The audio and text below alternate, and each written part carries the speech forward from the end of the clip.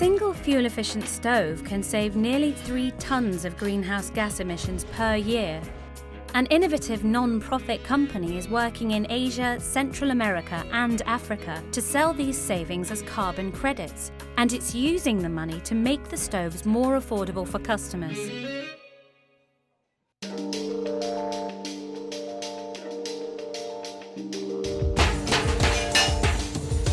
There's a large market for fuel-efficient stoves in Kampala, Uganda's capital. The stoves can cut fuel bills by over a third, but with the price of metal on the rise, stove companies have struggled to keep prices within reach of Uganda's poorest. This project is plugging the gap, using the international carbon markets to make the stove companies more efficient and able to scale up, which in turn brings down the cost of the stoves. EUF is one of the project's key partners in Kampala. Originally, we were making 100 stoves per month, but just recently we've made 3,256. We're in position of subsidizing the stove cost, and we give it out at a fair price to the final users. It also helped us in doing marketing campaigns. Just recently I had a ED promotion that they helped finance, and that was the best sales we made ever since we started.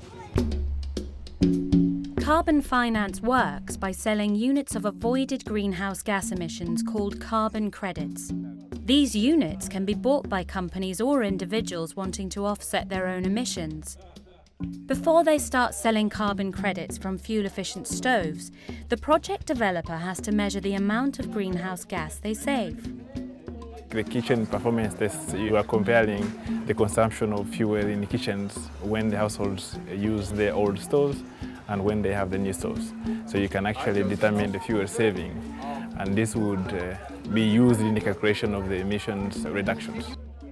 The tests in Uganda found that each fuel-efficient stove prevents around 2.8 tons of carbon dioxide emissions per year, creating a benchmark for the sale of carbon credits. You go from actually measuring the reduction and turn it into a product that can be sold. Cook stove projects in particular are more desirable and can be a more valuable product to people because of the health and the poverty alleviation economic impacts for people. The project works with 3 stove companies in Kampala. The carbon finance has allowed the companies to improve their operations and invest in technology and marketing, bringing down the cost of stoves by up to 50% and increasing sales by one company from 200 stoves a month to 13,000. As well as domestic stoves, the companies also supply larger ones for use in restaurants and schools. Ever since they renovated this cooking stove, the fuel has been reduced. On wood, they could use a truck almost after every month. Now we can use one truck and it covers the whole term. Those are 3 months. In Kenya, Uganda and Rwanda, the non-profit company is now repeating the carbon crediting process for water purifying technologies that offer an alternative to boiling with fuel.